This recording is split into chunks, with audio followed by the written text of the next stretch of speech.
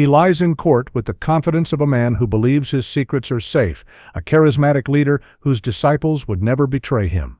The city was paralyzed by a crime so bizarre it defied explanation, a killing that seemed to follow a script from a dark and twisted philosophy, with investigators thinking nobody knows the full extent of the horror. But the prosecution held a digital key to unlock his kingdom of lies, and everything would change when the judge reads his emails aloud. How does a mind fracture so completely that it sees murder not as a transgression, but as a sacrament, a necessary step in a cosmic play only it can comprehend?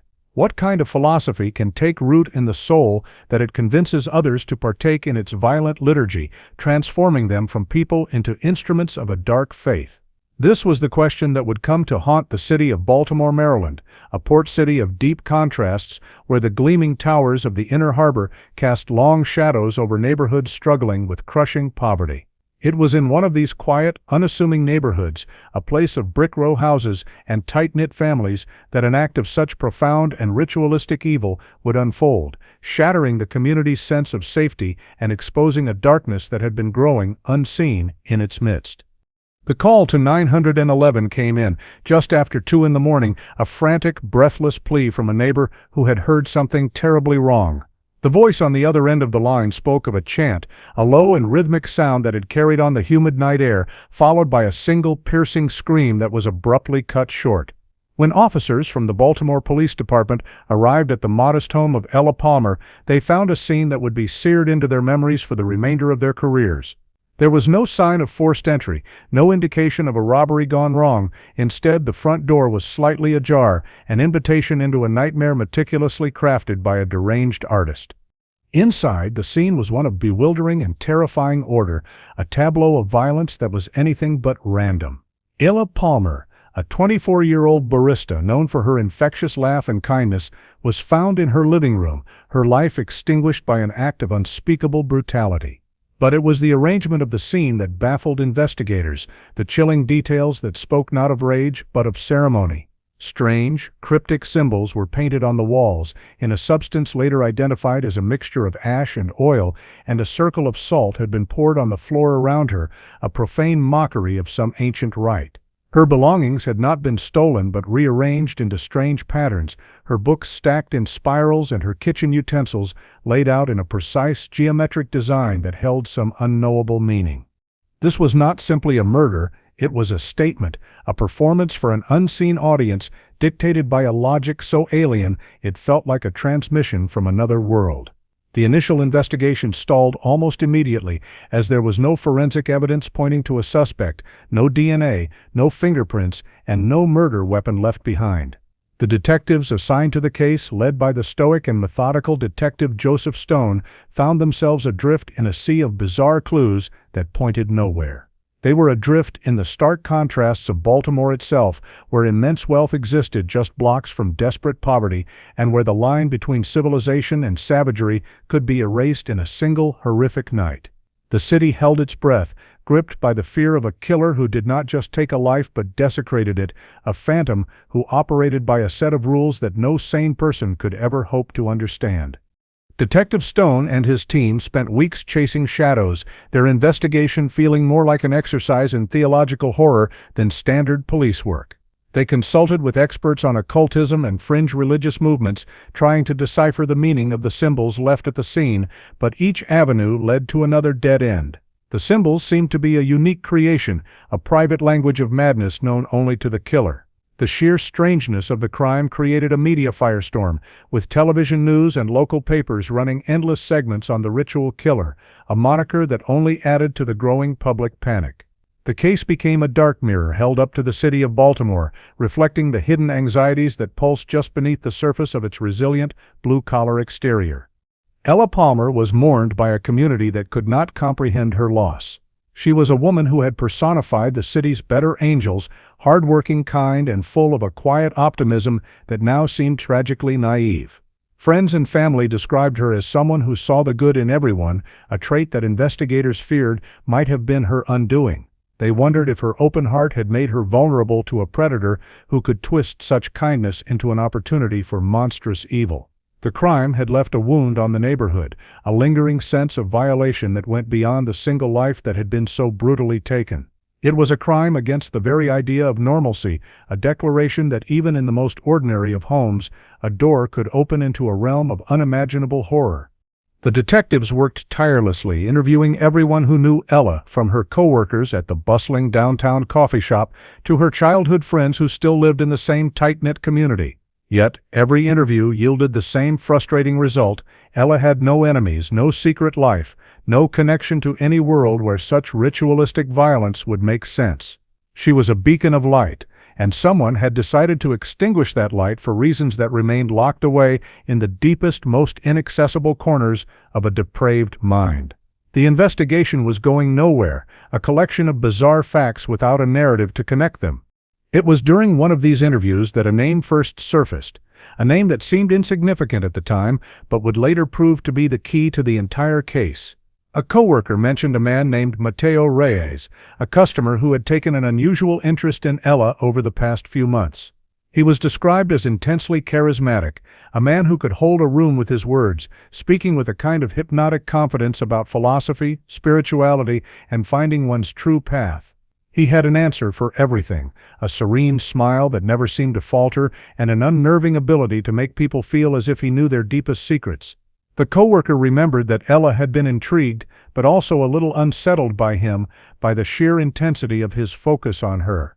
The name was logged, just one of dozens in a growing file, but it was the first thread that, when pulled, would begin to unravel a conspiracy of belief and violence that was more terrifying than anyone could have imagined. Mateo Reyes was not just a customer, he was a prophet of his own dark gospel, and he had chosen Ella Palmer to be his first sacrifice. The city of Baltimore was about to learn that the most dangerous monsters are the ones who can convince you they are saviors, the ones who smile as they lead you into the darkness. The name Mateo Reyes led Detective Joseph Stone and his team down a rabbit hole of digital breadcrumbs and whispered rumors. He had no permanent address, moving between a handful of apartments rented by his followers, and he had no official employment, seemingly living off the generosity of those who had fallen under his spell. His online presence was carefully curated, consisting of a series of cryptic blog posts and videos where he spoke in dense philosophical terms about breaking the chains of material reality and ascending to a higher state of being through transformative acts. It was all maddeningly vague, yet possessed a strange magnetic pull, and as detectives dug deeper, they found a small but intensely devoted online community that revered Mateo as a guru, a visionary, a man who held the keys to a hidden truth. It was a tip from a former follower, a young woman who had fled the group in terror, that finally gave the police the leverage they needed. She spoke of Mateo's increasing paranoia, his belief that the world was a prison of illusions that had to be shattered through acts of pure will. She described his inner circle, a small group of impressionable young people who hung on his every word, their identities slowly being erased and replaced by his own twisted ideology. Most importantly, she told them where Mateo was holding his next sermon, a rundown warehouse on the industrial outskirts of Baltimore, a place where the city's forgotten industries rusted away, hidden from the gleaming waterfront. Based on her testimony, a warrant was secured and a tactical team prepared to move in. The arrest of Mateo Reyes was an eerily quiet affair. When the police stormed the warehouse, they did not find a man preparing for a fight, but one who seemed to be expecting them, sitting calmly in a circle of his 5 most loyal followers. He offered no resistance, a faint, serene smile on his face as the handcuffs were snapped onto his wrists. It was as if his capture was just another part of the grand cosmic drama he was directing. He was taken to an interrogation room at police headquarters, a sterile, windowless box that stood in stark contrast to the expansive, philosophical world he claimed to inhabit. Detective Stone sat opposite him, expecting a confession, a denial, or a tirade, but what he got was something far more unnerving. Mateo Reyes was a master gaslighter, a psychological puppeteer who treated the interrogation not as an inquiry into a brutal murder, but as a philosophical debate. He never raised his voice, never showed a flicker of fear or anger. Instead, he answered every question with a question of his own, twisting the detective's words, reframing reality, and attempting to sow seeds of doubt in the very fabric of the investigation. When Stone presented him with the facts of Ella Palmer's murder, Mateo would nod slowly, his expression one of profound sympathy, and ask, "But what is the fact of death, detective? Is it an ending, or is it a transformation? Perhaps what you perceive as a tragedy, another soul might perceive as a liberation." He spoke in infuriating circles, his logic a slippery, self-contained loop designed to exhaust and confuse his interrogator. He attempted to manipulate Detective Stone on a personal level, using details he couldn't possibly have known, likely gleaned from his followers' obsessive online research. "You carry a heavy burden, don't you, Joseph?" Mateo said softly, his eyes locking on to the detective's. "The weight of all this ugliness. You believe you are bringing order to chaos, but what if the chaos is the true order, and you are the one creating the illusion of control?" He tried to turn the detective's sense of duty into a weakness, his search for justice into a fool's errand. It was a chilling performance, an attempt to psychologically dismantle the man who was trying to hold him accountable for his crimes. He presented himself not as a suspect, but as a therapist, there to help the detective understand the folly of his own worldview. Throughout the hours-long interrogation, Mateo never once admitted to knowing Ella Palmer, but he never fully denied it either. He would speak of a beautiful soul he had encountered, one who was trapped in a cage of mundane existence, and he would talk about the pain of seeing someone with so much potential for transcendence choose to remain in the prison of the ordinary. He was confessing in parables, admitting his motive, while cloaking it in the language of spiritual salvation. He was boasting of his crime in a way that he believed was too intellectually sophisticated for the police to grasp, a confession hidden in plain sight. This was the core of his narcissism, the belief that he was operating on a plane of existence so far above everyone else that he could tell them exactly what he had done and they would be too blind to see it. The psychological games were relentless.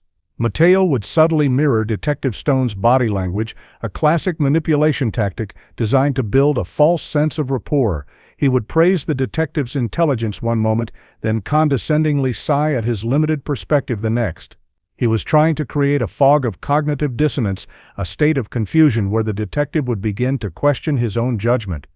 But Detective Stone was a veteran of 1,000 such rooms. He had seen every kind of monster, from the screaming psychopath to the cold, calculating sociopath. He recognized Mateo's tactics for what they were, the desperate maneuvers of a predator trying to maintain control, the only thing that had ever mattered to him. As the interrogation wore on, Mateo's serene facade began to show the faintest of cracks. His smile would tighten at the edges when Detective Stone refused to engage with his philosophical ramblings, instead repeatedly bringing the conversation back to the hard, ugly facts of the case. The symbols on the wall, the circle of salt, the life of Ella Palmer violently cut short. Each time Stone mentioned Ella's name, a flicker of something, annoyance perhaps, or even rage, would pass through Mateo's eyes before being suppressed. He saw Ella not as a person but as a symbol, a tool for his own self-aggrandizement, and the detective's insistence on humanizing her was a direct assault on his narrative. In the end, Mateo confessed to nothing in a legal sense. He signed no papers, made no direct admissions, but in that room, through his calculated evasions and his arrogant psychological games, he had revealed the core of his depravity. He was a man who believed he had the right to edit other people's lives, to decide who was worthy of transcendence and who was not. He saw himself as a god in his own small, pathetic universe, and Ella Palmer had been his first human sacrifice. As he was led from the interrogation room to a holding cell, Mateo Reyes was still smiling, convinced that he had won the intellectual battle, that he had proven himself to be the smartest man in the room. He was a charismatic leader who had successfully twisted reality for his followers, and he had no doubt that he could do the same to a jury, thinking nobody knows the true depth of his monstrous vanity. He was wrong. With Mateo Reyes in custody, the investigation shifted focus to his inner circle. The 5 followers arrested with him in the warehouse were a collection of lost souls, young, impressionable, and desperate for the sense of purpose and belonging that Mateo had offered them. They were a cross-section of Baltimore's forgotten youth, kids from both the city's struggling neighborhoods and its affluent but empty suburbs, all united by a shared vulnerability that Mateo had expertly exploited. Initially, they were a wall of silence, repeating Mateo's cryptic phrases and philosophical deflections with the rehearsed precision of brainwashed acolytes. They spoke of their leader with a reverence that bordered on worship, their loyalty seemingly unshakable. Prosecutor Scarlett Howard, a sharp and tenacious lawyer with a reputation for dismantling complex criminal organizations, knew that breaking through this wall of devotion was the key to the case. She understood that Mateo's power was not in his physical strength, but in his psychological control, and she needed to sever that connection. The followers were separated and held in different facilities, cut off from Mateo and from each other, an isolation designed to force them to confront the reality of their situation without the reinforcing echo of the group's shared delusion. Slowly, painstakingly, the prosecution team began to work on them, not with threats, but with a steady drip of reality. The first crack came from the youngest of the followers, a 19-year-old boy who had been estranged from his family for over a year. After days of isolation, confronted with photos of the life he had left behind and the horrific crime scene photos from Ella Palmer's home, his resolve began to crumble. He provided a detailed account of the group's ideology, describing how Mateo had slowly convinced them that the laws of society were an illusion and that they were enlightened beings destined to usher in a new age of consciousness. He explained that Ella Palmer had been targeted because Mateo saw her as a symbol of the beautiful but ignorant soul, and that her liberation was to be a message to the world, the first act in their grand revolution against reality itself. His testimony was a breakthrough, but the physical evidence was still circumstantial. That changed when the forensics lab returned with a surprising finding.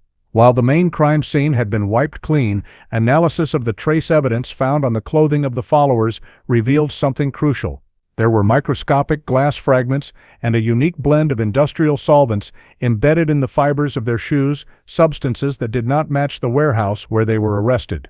Detective Stone, acting on a hunch, had his team run an analysis of industrial sites across Baltimore, searching for a location that used this specific combination of materials.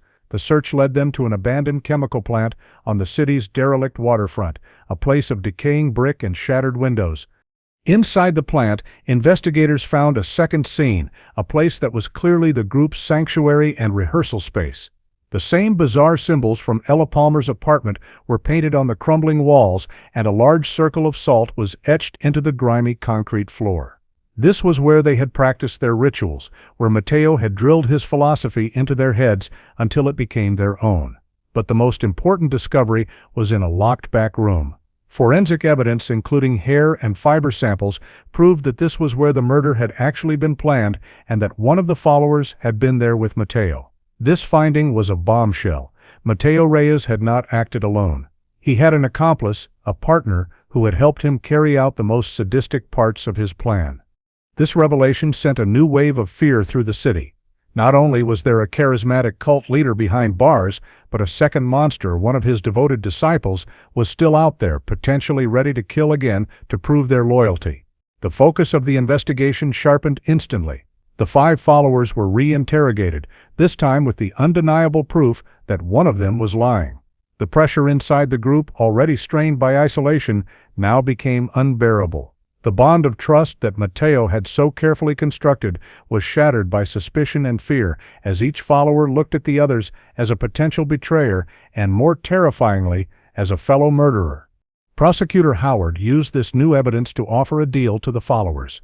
The first one to identify the accomplice and provide testimony against Mateo would receive a significantly reduced sentence. It was a classic legal maneuver designed to turn the members of the conspiracy against each other, and it worked with brutal efficiency. The once unbreakable wall of silence crumbled into a desperate race to confess. 2 more followers broke, their stories corroborating the first, each adding new layers of detail about Mateo's manipulative tactics and his bizarre apocalyptic philosophy. They all pointed to the same person as the accomplice, the quietest and most devoted member of the inner circle, a 20-year-old woman who had viewed Mateo not just as a leader, but as a messiah. The accomplice was still at large, having disappeared shortly after the arrests. A citywide manhunt was launched, her face now plastered across every news channel in Baltimore. The search for her became a desperate race against time, fueled by the fear of what she might do next. Was she hiding, or was she preparing for another transformative act to honor her imprisoned leader? The case had evolved from the hunt for a single killer into a complex conspiracy, exposing a pocket of madness that had been festering in the heart of the city. The contrast between the public's perception of these lost kids and the monstrous reality of their actions was jarring. They were not just misguided youths, they were the foot soldiers in a holy war waged by a narcissistic prophet, and the city of Baltimore was their battlefield. The search for the missing accomplice was on, and the prosecution knew that her capture and testimony would be the final nail in Mateo Reyes's coffin. As the pretrial hearings for Mateo Reyes began, a strange and disturbing phenomenon started to take shape outside the Baltimore City Circuit Courthouse. A small group of young people, none of whom were part of the original inner circle, began to gather on the courthouse steps each day. They were dressed in black, their faces pale and serious, holding signs with Mateo's cryptic symbols and phrases like "The seeker is innocent" and "Free the messenger." They were a bizarre and unsettling sight against the backdrop of the stately courthouse, a new generation of followers drawn to Mateo's dark charisma through his online legacy. They were his fan club, a testament to the enduring power of his manipulative gospel. Inside the courtroom, Mateo seemed to draw strength from their presence. He was no longer the serene, philosophical gaslighter from the interrogation room. Now he was a performer, playing to the audience in the gallery and the ever-present news cameras. He would enter the courtroom each day with a confident smirk, nodding to his supporters as if he were a rock star taking the stage. He treated the legal proceedings with a theatrical disdain, sighing loudly during the prosecution's motions and occasionally laughing under his breath at the judge's rulings. His defense attorney, a court-appointed lawyer named Charles Warren, looked increasingly exasperated, his client's arrogance making his job nearly impossible. The fan club outside grew larger and more vocal as the weeks went on. They had established a camp on the plaza, a small, self-contained community of believers who saw Mateo not as a murderer, but as a political prisoner, a visionary being persecuted by a system that feared his truth. They granted interviews to any media outlet that would listen, speaking of Mateo in glowing terms, parroting the same nonsensical philosophy he had espoused online. They became a part of the daily spectacle of the trial, their misguided devotion providing a constant, infuriating sideshow to the grim business of justice. Mateo's family, a wealthy and influential clan with deep roots in Baltimore's business community, did nothing to discourage them. In fact, there were whispers that they were secretly funding the group, hoping to create a narrative of public support that might sway the jury pool. This alliance between Mateo's wealthy family and his ragtag group of disaffected followers was a perfect reflection of Baltimore itself, a city of deep contrasts where the powerful and the disenfranchised could find common cause in the service of a monstrous lie. The family's strategy was clear: to use their influence and resources to create an atmosphere of chaos and doubt around the case. They launched a vicious smear campaign against Ella Palmer, leaking fabricated stories to tabloid websites that painted her as a troubled young woman involved in dangerous activities. It was a disgusting attempt to posthumously blame the victim, to suggest that she was somehow responsible for the bizarre ritual that had ended her life. Mateo's behavior in court grew more brazen with each hearing. He would make notes on a legal pad, not about the case, but sketches of the symbols he had left at the crime scene, occasionally holding them up for his followers in the gallery to see. It was a silent, arrogant communication, a way of reminding them of the sacred act he had committed and reinforcing his status as their leader. During a particularly contentious hearing about the admissibility of his online writings, Mateo was caught on a courtroom hot mic whispering to his lawyer, "They are like children playing with fire, Charles. They have no idea of the power they are trying to contain." It was a moment of pure, unadulterated narcissism, a glimpse into the mind of a man who believed he was a deity trapped in a mortal legal system. The presence of the fan club began to have a tangible, corrosive effect on the proceedings. Witnesses for the prosecution reported being harassed and intimidated on their way into the courthouse. The jurors selected for the trial had to be escorted by bailiffs through a daily gauntlet of chanting and insults. The entire process was being poisoned by Mateo's cult of personality, which continued to operate and even grow while its leader was behind bars. Prosecutor Scarlett Howard argued forcefully for measures to be taken, for the circus outside to be shut down, but the group was careful to stay just within the bounds of the law, their protest technically protected as free speech. It was a frustrating and infuriating situation, a perversion of the very rights the justice system was designed to protect. The mask of remorse that most defendants wear in court, the feigned humility and respect for the process, was utterly absent from Mateo Reyes. He wore a mask of contempt, of amusement, of a man who believed he was so intellectually and spiritually superior that the entire trial was nothing more than a minor inconvenience on his path to greatness. He was not just fighting for his freedom, he was fighting to prove that his worldview was more powerful than the laws of society. His followers believed him, and their presence gave him a constant source of narcissistic supply, fueling his arrogance and his defiance. The trial had not even begun, but the battle lines were already drawn. On one side was the rule of law and the search for justice for Ella Palmer. On the other was a charismatic monster and the small, sad army of believers he had corrupted, all playing their part in a theater of the absurd on the steps of the Baltimore courthouse. The first day of the trial of Mateo Reyes was a media spectacle unlike any Baltimore had seen in years. The courthouse plaza was a chaotic scene, with Mateo's black-clad followers on one side, their faces a mixture of defiant anger and serene devotion, and on the other, a crowd of counter-protesters holding signs with Ella Palmer's smiling face demanding justice. It was the city's deep contrasts writ large, a clash between the forces of reason and the seductive pull of a madman's fantasy. Inside, the courtroom was packed to capacity, a tense, electric silence hanging in the air as everyone awaited the defendant's entrance. When Mateo Reyes was led into the courtroom, a gasp rippled through the gallery. As he walked past the section where his followers were seated, they rose to their feet as one and gave him a standing ovation. They did not clap loudly, but with a slow, rhythmic beat, a gesture of solemn, cult-like reverence that was profoundly disturbing. The judge's gavel slammed down, the bailiffs moved in to restore order, but the message had been sent. This was not a trial of a man, but of a movement, and its leader had just received a hero's welcome. Mateo, soaked in the adoration, a beatific smile on his face, before taking his seat at the defense table, the very picture of a prophet among his flock. Prosecutor Scarlett Howard began her opening statement with a quiet, devastating power. She did not start with the details of the crime, but with a life-sized photograph of Ella Palmer projected onto a large screen for the jury to see. It was a picture of Ella on a sunny day at the Baltimore harbor, laughing, her face full of life and promise. "This was Ella Palmer," Howard began, her voice steady and clear. "She was not a symbol, she was not a sacrifice. She was a daughter, a friend, a beloved member of this community, and she is the reason we are here today." She systematically dismantled the myth of Mateo Reyes, painting him not as a misunderstood visionary, but as a parasitic narcissist who preyed on the vulnerable and demanded the ultimate price for his own self-glorification. In stark contrast, the defense's opening statement was a masterclass in obfuscation and victim-blaming. Charles Warren, looking deeply uncomfortable with the argument he was being forced to make by his client, portrayed Mateo as a gentle spiritual guide who had been tragically misunderstood. He then pivoted to an outrageous assault on Ella Palmer's character, repeating the lies that Mateo's family had been seeding online.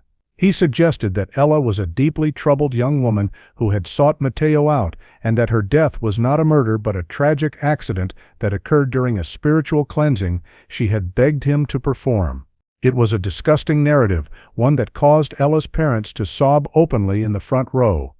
The prosecution's first witness was the co-worker who had first mentioned Mateo's name to the police.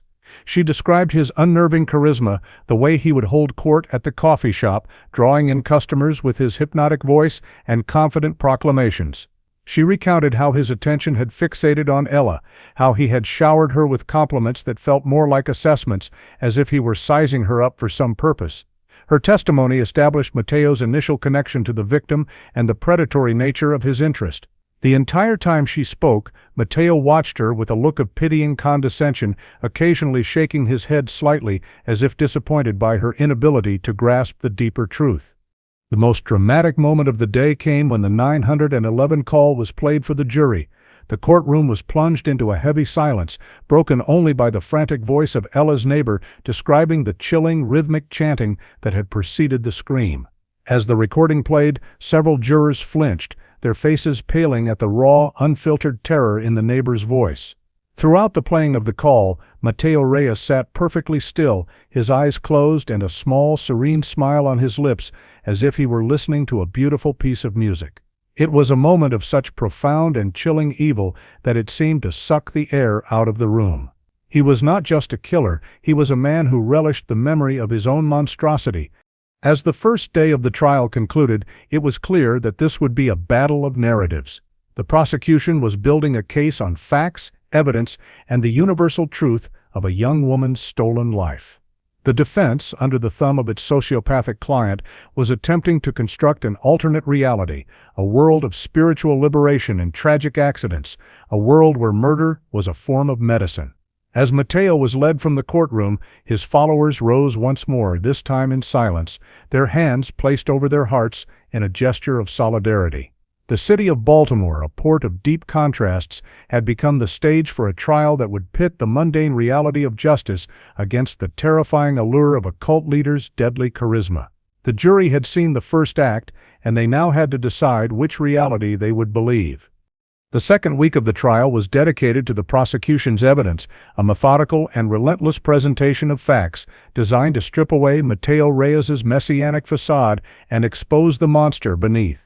Prosecutor Scarlett Howard called a series of forensic experts to the stand, who testified about the trace evidence found at the abandoned chemical plant linking Mateo's followers to the planning stages of the murder. But the most impactful evidence came not from a scientist, but from the victim herself, speaking to the jury from beyond the grave through the pages of her private journal. A detective testified about finding a hidden diary in a false bottom of a drawer in Ella Palmer's bedroom. It was a small, leather-bound book, and as the detective read selected passages aloud, the courtroom was held in rapt attention. Ella's own words painted a portrait of a young woman who was both fascinated and deeply frightened by Mateo Reyes. She wrote about his intelligence and his compelling way of speaking, but also about a growing sense of unease, a feeling that his philosophy was not about liberation but about control. He talks about breaking chains, she wrote in one entry, but it feels more like he's forging new ones that all lead back to him. He says he wants to set my soul free, but I think he just wants to own it. The diary entries became darker as they chronicled the weeks leading up to her death. She described Mateo's increasing insistence that she join his inner circle, his frustration with her attachment to illusions like her family and her job. The final entry, written just 2 days before she was killed, was a chilling premonition of her own demise. He told me today that some souls are so beautiful they have to be shattered to release their light, she wrote. He smiled when he said it, but his eyes were like 2 black stones. I think I need to tell someone about him.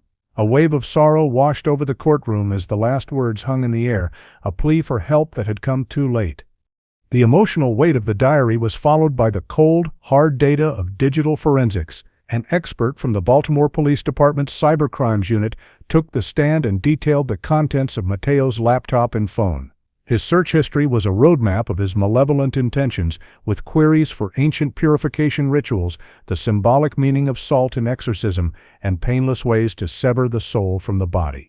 He had bookmarked articles on charismatic cult leaders and downloaded documentaries about Charles Manson, studying the tactics of the monsters who had come before him. It was a digital window into a mind obsessed with control, power, and the aesthetics of murder. But the most damning evidence, the evidence that directly addressed the title of the story playing out in the headlines, was a series of emails. These were not emails written by Mateo, but to him from his now fugitive accomplice. The prosecution had tracked her down to a small town in another state, and in exchange for a plea deal, she had given them everything. She had not only confessed to her role in the crime, but had also provided access to a secret email account she had used to communicate with Mateo. As Prosecutor Howard displayed the emails on the large screen for the jury, the final pieces of the puzzle clicked into place. The emails were a horrifying dialogue of premeditation. The accomplice wrote to Mateo with fawning adoration, seeking his approval for every detail of the planned ritual. "My teacher," one email began, "I have procured the oils and the ash as you instructed. The symbols will be perfect. Her liberation will be a work of art, a testament to your wisdom." Mateo's replies were those of a director guiding his lead actress, full of praise for her devotion and specific instructions for the ceremony. "Remember, the act must be pure," he wrote back. There can be no anger, only love. We are not destroying a life, we are releasing an energy. She will thank us when she reaches the other side." Reading the emails was like listening in on the architects of a nightmare. They discussed Ella Palmer with a terrifying detachment, referring to her as the vessel or the subject. They planned every detail, from the time of the ceremony to the specific bizarre arrangement of her belongings, all designed to fulfill the tenets of Matteo's sick and twisted philosophy. The emails proved that Ella's murder was not a spontaneous act, but a cold, calculated, and meticulously rehearsed performance. They were the ultimate proof of his corruption of a young, impressionable follower, transforming her into an instrument of his will. As the contents of the emails were read aloud, Matteo's mask of serene superiority finally slipped. For the first time, a look of pure, unadulterated rage flashed across his face. He had been betrayed by his most loyal disciple, his secret gospel laid bare for the mundane world to see. He glared at his defense attorney as if it were his fault, then turned his venomous gaze on the jury, his eyes burning with a hatred that was far more revealing than any confession. In that moment, he was not a prophet or a teacher. He was just a common killer, his specialness exposed as a fraud, his power over his followers broken by the simple, undeniable truth of his own written words. The emails had destroyed his narrative, and as he sat there exposed and furious, he was no longer thinking about transcendence. He was thinking about revenge. The defense case for Matteo Reyes was a desperate and chaotic spectacle, dictated entirely by the whims of a narcissistic defendant who believed he was his own best advocate against the strenuous and repeated advice of his lawyer, Charles Warren. Matteo insisted on building his defense around a bizarre and patently absurd claim that he suffered from dissociative identity disorder and that the murder of Ella Palmer had been committed by a violent rogue alter ego he could not control. It was a strategy born of pure arrogance, a belief that he was intelligent enough to outwit not only the jury but the entire field of psychiatric medicine. Charles Warren called a single expert witness to the stand, a disgraced psychiatrist who had lost his license in 2 states and now made a living as a hired gun for desperate defense teams. The psychiatrist testified that he had spent several hours with Matteo and had concluded that he was a classic case of multiple personalities. He described an alleged alter ego named Cain, a dark and ancient entity that supposedly emerged to cleanse the world of spiritual impurity. The testimony was so full of jargon and theatrical pronouncements that it felt less like a medical diagnosis and more like a scene from a low-budget horror movie. The jury listened with expressions of open skepticism. Prosecutor Scarlett Howard's cross-examination was a masterclass in surgical destruction. She did not attack the disgraced psychiatrist's credentials directly at first. Instead, she asked him to describe the process by which he had reached his diagnosis. The psychiatrist puffed out his chest and spoke of his intuitive clinical insights and his ability to perceive the fractured energies of the human soul. Howard let him talk, letting him bury himself in his own pseudo-scientific nonsense. Then she moved in for the kill. "Doctor," she asked, her voice dripping with polite incredulity, "are you aware that your client's internet search history in the month before the murder included phrases like how to fake multiple personality disorder, famous court cases involving DID, and symptoms of dissociative identity disorder that convinced juries?" A murmur went through the courtroom. The psychiatrist's face went pale. He stammered that he had not been privy to that information. Howard continued, "And are you aware that your client downloaded 3 books on the subject, including a well-known actor's guide to portraying characters with mental illness?" The psychiatrist was speechless. His credibility, already paper-thin, had been utterly shredded. The defense was in ruins, but Matteo Reyes was not done. In the ultimate act of hubris, he insisted on taking the stand himself. Charles Warren pleaded with him not to, but Matteo was convinced that once the jury heard his story from his own lips, they would be swayed by the power of his charisma. It was a catastrophic miscalculation. On the stand, Matteo was a train wreck of bad acting and transparent lies. He attempted to switch to his alter ego, Cain, his performance consisting of him closing his eyes, grimacing, and then speaking in a slightly deeper, raspy voice. It was so unconvincing, so insultingly theatrical, that some members of the jury struggled to suppress smiles. During his direct examination, he spun a fantastical tale of being a prisoner in his own body, a gentle soul tormented by the dark entity that shared his form. He spoke of his love for Ella Palmer, claiming he had been trying to protect her from Cain's righteous fury. He wept crocodile tears, a sickening performance of remorse that was as hollow as his philosophy. He was not just lying, he was insulting the intelligence of everyone in the room, confident that his powers of manipulation were so profound that he could make them believe the impossible. Scarlett Howard's cross-examination was brutal and methodical. She did not engage with his performance. She did not even acknowledge the existence of Cain. She treated him as Mateo Reyes, the manipulative killer, and she dismantled his testimony piece by piece with cold, hard facts. She brought up the emails again, forcing him to read his own words, his own instructions for the murder, aloud to the jury. "Was it you, Mr. Reyes, or was it Cain who wrote, 'The vessel's liberation must be beautiful, a work of art'?" she asked. Mateo, flustered, claimed he had no memory of writing the emails, that Cain must have been in control. The breaking point came when Howard confronted him with a detail from his accomplice's confession.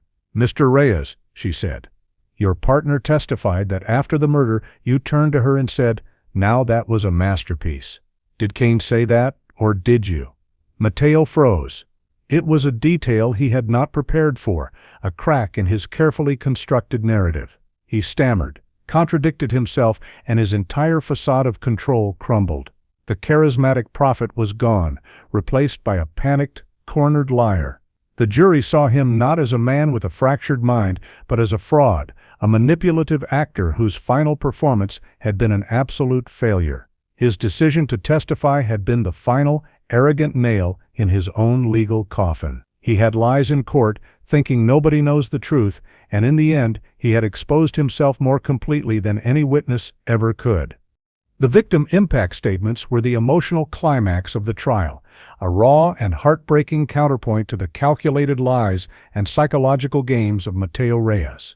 One by one, Ella Palmer's family and friends took the stand to describe the person who had been stolen from them, their words painting a vivid portrait of a life of kindness, laughter, and quiet grace. Her mother spoke through tears about Ella's childhood, about her love for the city of Baltimore, and her dream of one day opening her own small bakery in one of its historic neighborhoods. She spoke of the simple, irreplaceable joy of hearing her daughter's voice on the phone, a joy that was now just a memory. Ella's father, a stoic, hard-working man who had spent his life working on the docks of Baltimore's port, did not weep. His voice was thick with a grief so profound it had burned past tears into a cold, hard anger. He did not address the judge or the jury. He turned in the witness stand and spoke directly to Mateo Reyes, his eyes locking on the man who had murdered his only child. "You took my daughter," he said, his voice low and shaking with controlled fury. "You took her from me, from her mother, from everyone who loved her. You talk about souls and liberation, but you are just a parasite who feeds on the goodness of others. I hope you spend the rest of your miserable life in a cage, thinking about what you did to my little girl." Throughout these gut-wrenching statements, Mateo Reyes remained a picture of serene detachment. He did not look at the grieving parents. He did not show a flicker of emotion. Instead, he doodled his cryptic symbols on his legal pad, occasionally glancing up at his followers in the gallery with a look of shared superior understanding. He was signaling to them that this display of raw human pain was beneath him, a mundane drama of the unenlightened that could not touch his elevated soul. It was an act of such staggering contempt, such profound disrespect for the family's suffering, that a palpable sense of outrage filled the courtroom. The breaking point, the moment that would be replayed on news channels for weeks to come, occurred during the final statement from Ella's best friend. She was on the stand, tearfully describing a future that would never happen, the weddings they would never be bridesmaids at, the children they would never see grow up. As her voice broke with sobs, Mateo Reyes, in a final stunning act of narcissistic delusion, decided to speak. He rose slowly to his feet, ignoring the frantic hisses of his lawyer, and addressed the victim's family. "I want you to know," he said, his voice soft and dripping with false sincerity, "that I forgive you for your anger. You are trapped in a world of illusion, and you cannot see the beautiful gift that I have given to Ella's soul. One day you will understand, and you will thank me." The courtroom erupted. A wave of shock and fury swept through the gallery.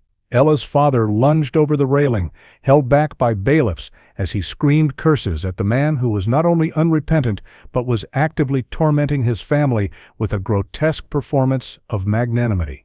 The judge slammed her gavel, her face a mask of cold fury, ordering the jury to be removed from the courtroom. The scene descended into chaos, a perfect reflection of the moral anarchy that Mateo Reyes had unleashed. He had taken their grief and tried to turn it into a prop in his own psychodrama, a final sadistic twist of the knife. His statement was a confession of his own soullessness. It revealed, more than any piece of evidence, the true nature of his evil. He was a man incapable of empathy, a black hole of narcissism who saw other people not as human beings, but as objects to be used for his own spiritual and psychological gratification. His forgiveness was the ultimate act of contempt, an assertion of his godlike superiority over the very people whose lives he had shattered. He had absorbed their pain and reflected it back at them, twisted into a sickening parody of grace. The jury was eventually brought back in, their faces grim and set. They had not witnessed Mateo's final monstrous statement, but the shock waves of his outburst were impossible to hide. The atmosphere in the room had shifted irrevocably. Any lingering shred of doubt, any possibility of seeing Mateo as a misguided or mentally ill man had been obliterated. They had been shown the true face of the monster, and it was a face that smiled with pity as it destroyed everything good and decent in its path. The trial was effectively over.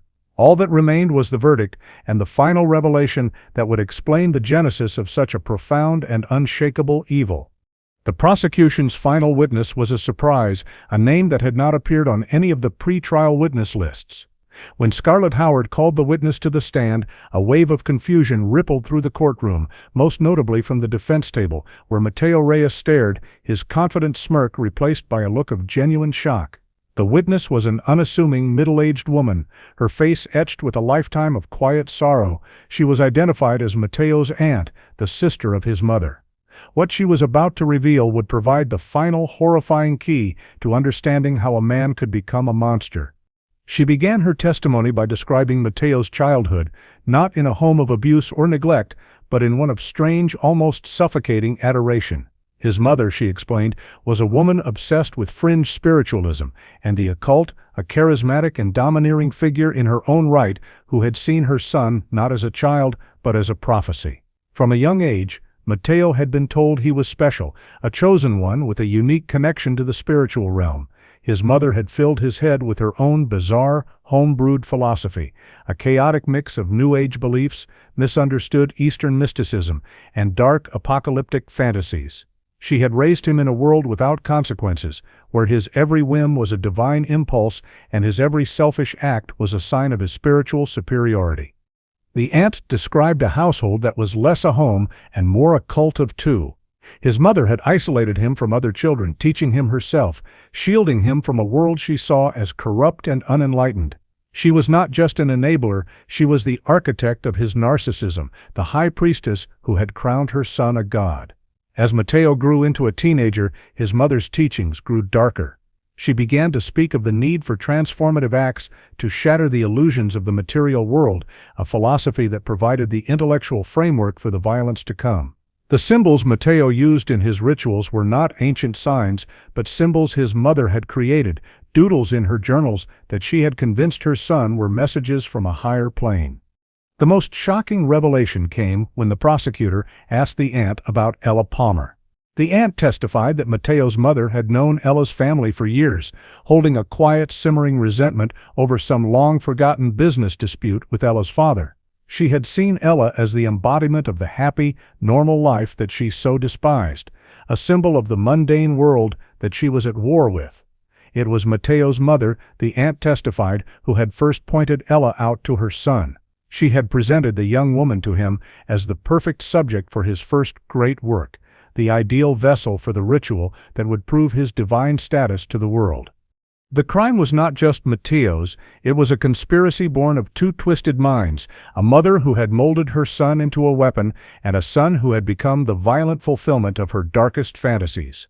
The final twist came when the prosecutor produced a series of emails, not from Mateo but from his mother, sent to her sister in the months leading up to the murder.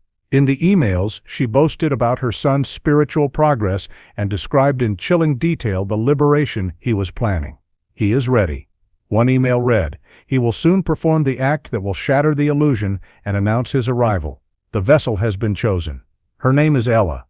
The courtroom was stunned into a dead silence. Mateo Reyes stared at his aunt on the stand, his face a mask of betrayal and disbelief. The followers in the gallery looked lost and confused, their prophet revealed to be not a master of the universe, but a puppet whose strings were being pulled by his own mother. The entire foundation of his identity, his belief in his own unique genius and divine mission, had been a lie, a script written for him by the very person who was supposed to protect him. He was not a messiah, he was a case of Munchausen by proxy of the soul, his mother making him sick with delusions of grandeur so she could bask in the reflected glory of his divinity. The testimony provided the final crucial context for the crime. It explained the bizarre rituals, the unshakable arrogance, and the terrifying lack of empathy. Mateo Reyes was not born a monster, he had been meticulously crafted into one. His mother had corrupted her own son, turning him into an instrument of her own resentments and her own bizarre apocalyptic philosophy. The revelation was a stunning indictment not only of Mateo, but of the lifelong enabler who had set him on his murderous path. The jury now saw the full, horrifying picture, a story of psychological manipulation that had spanned a lifetime and had culminated in the ritualistic slaughter of an innocent young woman. The mystery was finally solved, not with a fingerprint or a DNA match, but with the quiet, devastating testimony of a woman who could no longer stay silent. The jury's verdict was swift and decisive. They found Mateo Reyes guilty on all counts: first-degree murder, conspiracy, and kidnapping. As the foreman read the verdict, Mateo's followers let out a collective, mournful cry, their world collapsing around them.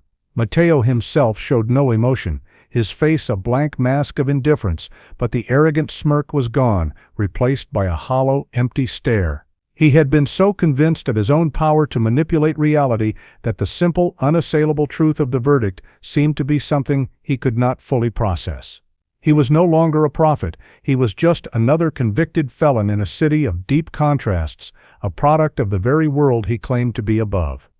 At the sentencing hearing, the courtroom was once again packed, the atmosphere thick with anticipation. Ella Palmer's family delivered their final impact statements, their words no longer directed at the remorseless killer, but to the memory of the daughter they had lost. They spoke of the enduring pain, the hole in their lives that would never be filled, but they also spoke of Ella's light, of the kindness and love she had brought into the world, a light that no amount of darkness could ever truly extinguish. Mateo listened to their words with the same detached disinterest he had shown throughout the trial, his soul seemingly untouched by the profound grief he had caused. When it was his turn to speak, he declined, simply shaking his head with a faint, weary sigh, the final, pathetic gesture of a man who still believed he was being persecuted. The sentencing itself, however, would hold one last, stunning surprise. Judge Victoria Cunningham, a jurist known for her stern demeanor and unwavering adherence to the law, looked down from the bench, her gaze bypassing Mateo and settling on his mother, who was seated in the front row. "Before I sentence the defendant," the judge said, her voice ringing with cold authority, "the state has one final motion to address." Prosecutor Scarlett Howard rose and, in a move that shocked the entire courtroom, announced that she was filing charges against Mateo's mother for conspiracy to commit murder and solicitation. The mother let out a strangled gasp, her face contorting in a mask of disbelief and outrage. As bailiffs moved to take her into custody, she erupted in a furious tirade, screaming that they were fools, that they could not stop the prophecy, that her son was a god. It was a final, horrifying glimpse into the madness that had started it all, the source of the poison that had corrupted a young man and ended an innocent life. As she was dragged from the courtroom, still screaming her bizarre gospel, her son watched her go, his expression unreadable. Was it betrayal, confusion, or was it the dawning horror of a man realizing that his entire life had been a lie, a tool for someone else's insanity? With the mother removed, Judge Cunningham turned her full attention to Mateo Reyes. She did not deliver a blistering speech condemning his soul. She did not raise her voice. Instead, she spoke with a quiet, icy fury that was far more terrifying. "Mr. Reyes," she said, "you are a hollow man. You speak of philosophy, but you have no wisdom. You speak of liberation, but you create only cages. You are a creation of another's madness, a puppet who convinced himself he was a king." She then sentenced him to life in prison without the possibility of parole, the maximum sentence allowed under Maryland law. In a final stunning move that spoke to the depth of her revulsion, Judge Cunningham also ordered that the lead detective in the case, Joseph Stone, be charged with obstruction of justice. The courtroom gasped. The judge explained that evidence had surfaced showing Stone had a personal relationship with Mateo's family and had deliberately ignored early warnings about his cult, allowing the tragedy to unfold. Two people were now being held accountable, the monster and the enabler within the system who had looked the other way. This was justice for the enablers, a powerful statement that the rot in the system would be cut out alongside the criminals it allowed to fester. The verdict sent shockwaves through the Baltimore legal community, a city already defined by its deep and troubling contrasts. The case of Mateo Reyes was finally over, but its legacy, a story of a mother who created a monster, a son who became a killer, and a system that failed to stop them, would haunt the city for years to come.